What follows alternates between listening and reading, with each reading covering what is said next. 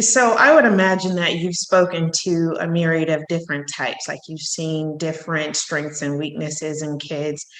I want to talk about something that's pretty sensitive, and it can be difficult for me to talk about, but it's something that I think about because I've worked with thousands of children and I have children of my own. When it comes to mental health issues for kids, and how they manifest, and um, I think a lot of people don't understand that a lot of gifted kids have a dark side in the way that they can think sometimes because they don't often see themselves the way the outside world sees them. Like if even if they are high achievers, like to them it's just normal. Like they don't always see themselves as so brilliant if they are, or even if they're not a high achiever, usually they achieve in a specific area, at least one. And so a lot of times they can be extremely hard on themselves.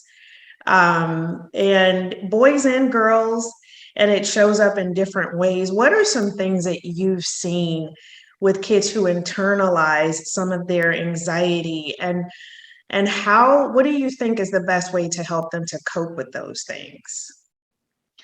Yeah, that's a great question.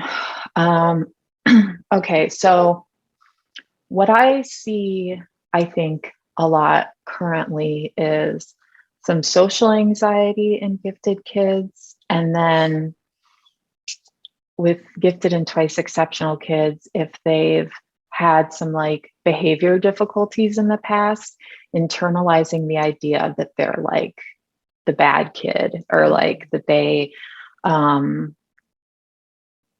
just having to undergo being criticized so much as a kid when you're twice exceptional, I think has such a deep impact and can really mess with a kid's sense of self. And so that's something that that really touches me deeply because I know how vulnerable we are when we're young.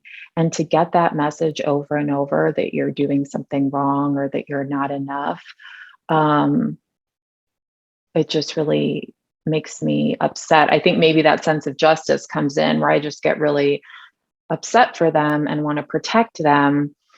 Um, and also sometimes seeing it even within families where parents won't understand, or it's like they intellectually know that their child is different, but when it comes to them following directions, doing morning routines, there's this like frustration or view that their child is doing something on purpose, Mm, that mm. they're trying to make the parent mad, or that it's their fault that they can't do things in a certain way. And for me, I really appreciate when I'm able to work with like parents and children in sessions because family work is so important to me. And you also get to see in real time, okay, like a conflict play out and be able to let the parent know through your talk with the kid that like your brain works differently.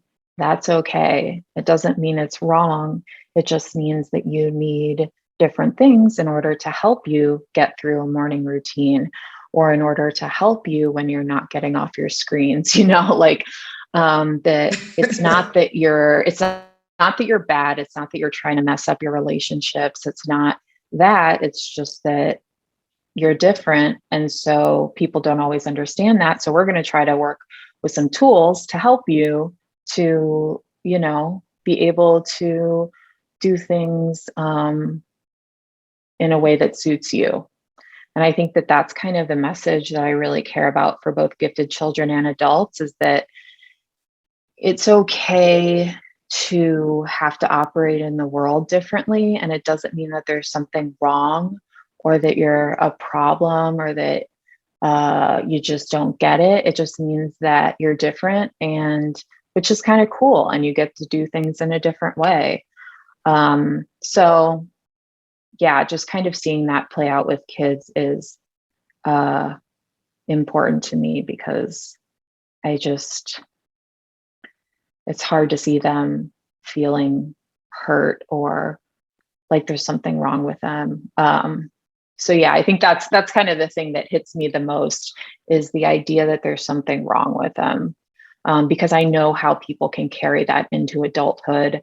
And I'll see that in coaching too, is just adults who have this deep view or belief from getting the messages from their parents or from society that the way they operate is wrong. It's wrong to, you know, have trouble picking one career. Why can't you just stick with something? Why don't you have the perseverance? Or it's wrong to want more depth and complexity in your relationships. That just kind of, I think that that's kind of the thread that I tend to be interested in and try to help with.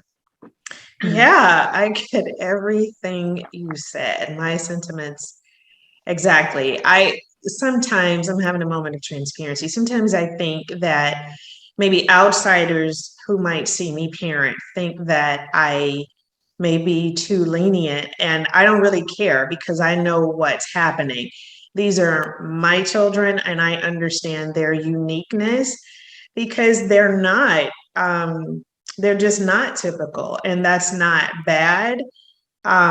It's just who they are. And I think as a parent, it's my job to understand my child or my children and to approach them accordingly. Now, one thing that I do struggle with, and another moment of transparency, is when I feel like there are times when I have to coach my kids, especially with their mindset, like when they're having moments of intensity and they go down the rabbit hole and their thinking is so way off. Sometimes I can find it hard to bring them back because they are just on a path of thinking that's so counterproductive to them, and it's just so way off. And I know that they're children, but my goal is to help them when they're having those moments of misunderstanding themselves. How do you bring yourself back and sort of think about your thinking, like, well, why do I feel slighted by that? Because it really wasn't something that you needed to feel slighted about. Or maybe you did have a role in that. And let's talk about why and what were you feeling at that time. And if you were talking about this to a friend, would you still see it that same way? What kind of advice would you give them? And so it's just an ongoing thing. But like sometimes when they're being so hard on themselves, it's hard for me to bring them back. And I want them to be able to develop those skills because I'm not always going to be there with them to talk to them about it. And so just trying to help them to have a healthy self concept is, I mean, every parent has to do that, but it can be really hard for me when they are so intense about it at such young ages, like asking Right. these earth-shattering questions. And I'm like, oh my gosh, that will Oh, never happen. Okay, but what if it does? It won't. Okay, so yeah, yeah. it's just, it's every day is different. There's never a dull moment. I'll say that. Right, right. Yeah. That existential questioning is just, it's so interesting what kids will what was the Fixate. word? Yeah, What they'll just latch on what to. they'll latch onto. That's it. Yeah, what they'll latch onto. It's like, whoa, I wouldn't even think of that. But their minds are just so curious and questioning. And I think that there is also that certain drive to have things be a certain way, or the way that we see it in our minds, or the way we want it to be, can be really hard for kids when their idea doesn't look the way they want it to in real life. Like I've Mhm. just seen, I mean, there's meltdowns, like it's very hard for them. And I think that, like you said, one of the things as a parent is you're the one kind of helping them to develop that self-compassion, that um, kind of voice that will remind them that what matters is the effort, not the end product, or that eventually they'll get there. It just takes time.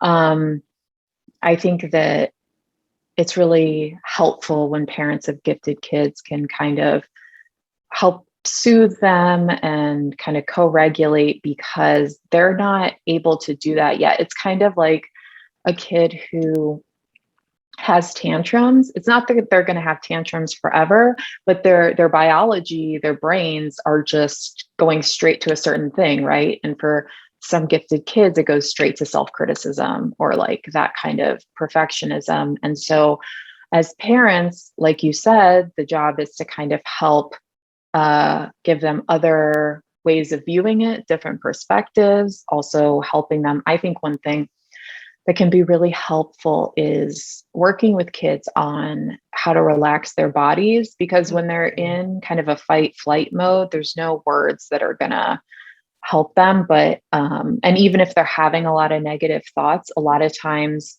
soothing the body can help change the thoughts that are coming up, right? Because at the base of all these things is fear. They're afraid. And that's what you see with just kids who are very sensitive, is that they're very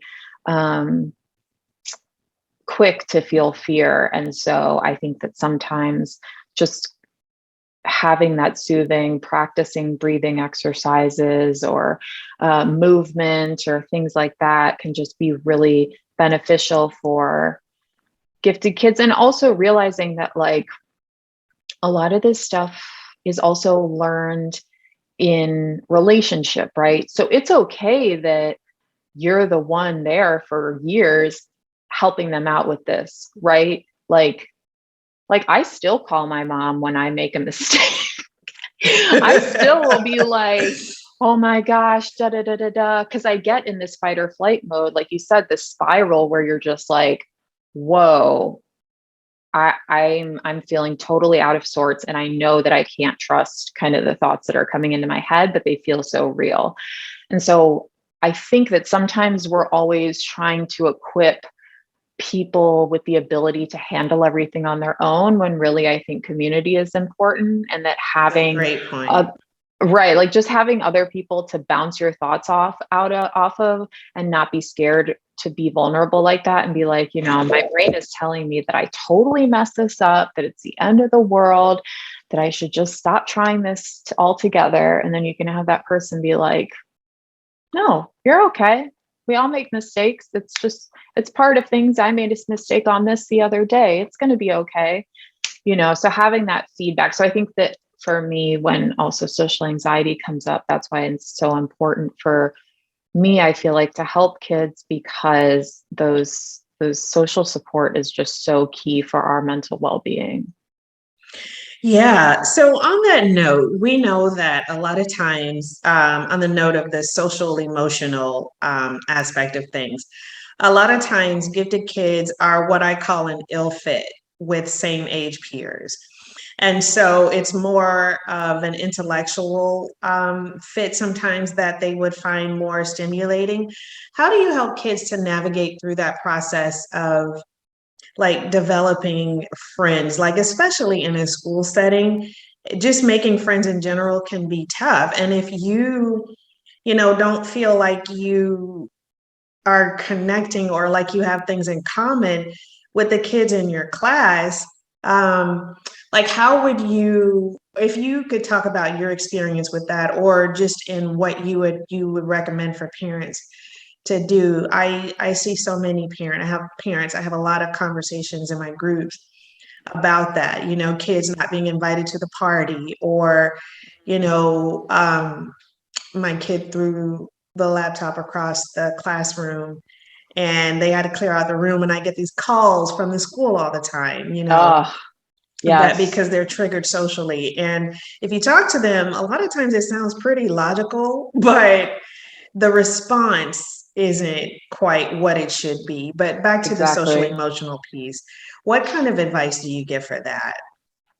Yeah. So I think that when I work with kids, well, one, when it comes to parents with kids with anxiety, it's important to realize that um, you don't want to accommodate the anxiety in a way. Like, you don't want to change your whole life because your child is afraid of this. Like, like, let's say it was a certain street. Oh, your child's afraid of the street. Okay, we have to make a different route around here to go to school. We have to, like, those types of things aren't helpful. It's helpful for parents to encourage their child, support their child, but to also still help them to slowly face their fears and not change the whole family routine because of the anxiety. Because anxiety kind of, the initial reaction is to avoid, get away. And so for social anxiety, the initial thing is like, I'm scared of other people, so I'm going to either, isolate myself, or I'm going to act out with them in a way, see them as a threat. And so one of the things I go over with kids is that people with social anxiety naturally kind of look or scan social situations for anything that will tell them that, like, they don't belong or that someone doesn't like them, because they're scared. That anxiety is there. And so one of the things that we work on is kind of challenging this idea that the child knows what's going on in other people's heads, which is hard, right? Because gifted kids, like, are very observant. They're like, no, you can tell by, like, how their body moves, and, like, I know what they're thinking. And I'm like, okay, but, like, No, you don't. literally in the real world, you don't know what they're thinking. And so kind of trying to change some of their stories behind social interactions, like the idea that maybe people are looking at them positively and have, positive views towards them. And then also kind of starting to engage or face some of the things they're afraid of. So let's say that they really want to have a group of friends, but they are afraid of talking to people. We'll kind of make a fear ladder and start with easy things and then kind of work our way up to the harder stuff. So for some people, it'll just be entering a conversation with a group. That's very hard for a lot of kids with social anxiety. And so kind of we'll work our way up to that by doing easier, less challenging things. And then once they kind of see that they can do the smaller stuff, they start to build their confidence and be like, oh, this isn't so hard. Even though it's scary at first, I feel good after I do it.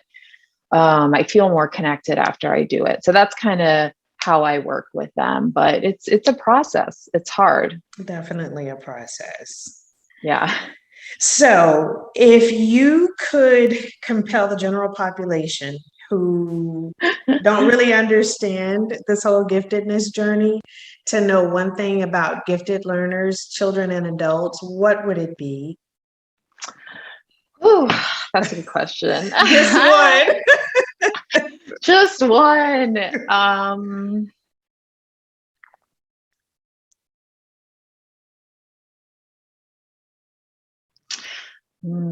I'm trying to choose between the sensitivity and the intensity.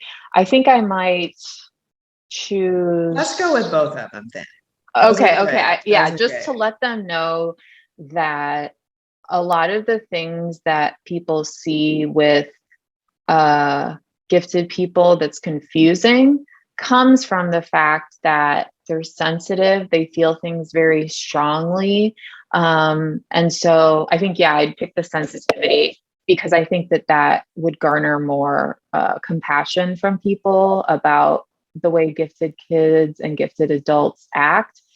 And I think that would help them kind of have a lens to understand their behavior more. So I think just letting people know that gifted people have this inherent sensitivity and feel things and experience things very strongly, and that it doesn't mean that there's something wrong with them. It's just how their brain works. Okay. So since this podcast is called Gifted in Real Life, I want to play a little game, if you will. Now, we talked earlier about not being able to read people's minds, but let's pretend that we could. I want to have you think about a situation, just like a pop culture moment, where you've seen some individual do something publicly, and maybe you think, oh, that person's gifted. That's like a gifted thing, I can tell. Ah, interesting. Any situations come to mind like that? I have one in my mind that I'd like to ask about now that I think about it. Yeah, yeah, say it. So I tend to think that a lot of gifted people end up in the entertainment industry. I know some are because I like to research them. And I'm guessing, but I really like to think that I'm right. Like if I were going to identify some people who are gifted, some people are widely known, like Elon Musk, Mark Zuckerberg, and people like that, but Oprah Winfrey for sure. Yes. Snoop Dogg is. I've researched him. His IQ is he fits in the profoundly gifted category, and so does the rapper Lil Wayne. Now, whatever. Oh my gosh, I used to love My Lil Wayne. husband is from New Orleans, and he knows people who knows him. He doesn't Oh, know him, but he knows people who knows him, and yes. they've talked about it. So when he was in school, Mhm. his I scores love and it. stuff like that. But he didn't. He came up to whatever his success a different way. But I was thinking about Britney Spears. She's definitely Oh gifted. my gosh, yes. Britney Spears. I'm thinking Let's about, talk her about it. recent drama, but even back to the moment back when she shaved her hair. How intense Yes. was that? That was a Yes. statement. She wanted to be free. What are your thoughts Yes. on that? Oh Or my just gosh. just her Wow. playing out in general? This is so interesting because I actually, when she was going through that, I majored in sculpture and I made a sculpture about her, which is so funny. Like I was just like so interested in her at that point in time because I think part of me could relate to it. I mean, I was in my 20s, I was growing up, I was dealing with, a lot of different things. And um I totally can see that. I never thought of her as being gifted, but now that you mention it, that makes so much sense because like she's so there's so much misunderstanding around her and also people the sense of control I think is very interesting of people trying to control her. That happens with a lot of gifted people. And also the fact that she'll have these really deep insights that people don't take seriously because Mm, of the package around it, because yep. maybe, she's a woman, Yep. she sounds like, da da da da da. But I do think even her Instagram posts, some of them I'll be like, wow, that was deep. That was good. So I do see that definitely and definitely in the whole being misunderstood. And I think also a lot of people are like, uh, underestimate her in Yep. a way, which I think happens with a lot of gifted women. And they take the way she acts as evidence of her being, something wrong with her, a problem, a reason that she needs to be controlled. But I think that there's also something there that's very deep, that I agree could definitely be indicators of giftedness. Yeah, that's so Yeah. interesting. Oh my gosh, I love this. I'm gonna have to like Yeah, there go were some into years it. ago. I was really into her at one point too. I had her in my oh my gosh, I'm gonna date myself. Before the smartphones, the thing that we would Yes. listen to music on the iPods. Yes. Yeah. Mm-hmm. Yeah, and I remember hearing some of her unpublished music be leaked. And Oh, she has a great singing voice that she was forced to hide. And this yes. manufactured thing, like she had a different tone. Like it was really interesting. And people were like, that's not her. And I felt like it really was, but it was never, the music was never released. But it was Right. some of her